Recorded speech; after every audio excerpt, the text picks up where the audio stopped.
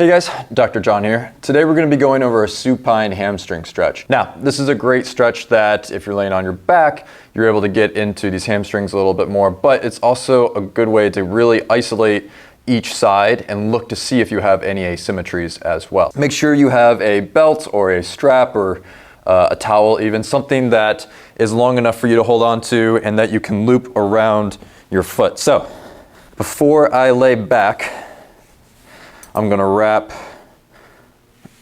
this strap around my foot here, right on the ball of my foot, middle of my foot, and then I'm gonna lay on my back. And as I go to lift up, before I even do that, I'm gonna make sure that I keep an arch in my low back. That way I get the most out of this stretch. So then I'm gonna keep my knee bent and start in this position here. Remember, I still have this arch in my low back.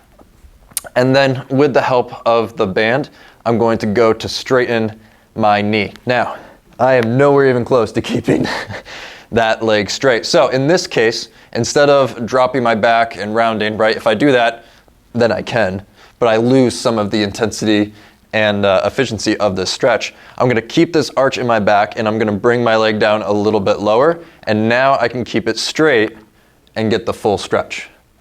So what you're gonna do is you might hold this for 20, 30 seconds or so, but as you're holding it, once you notice like, oh, you know what, this is feeling a little bit looser, then you can start to bring it a little bit further.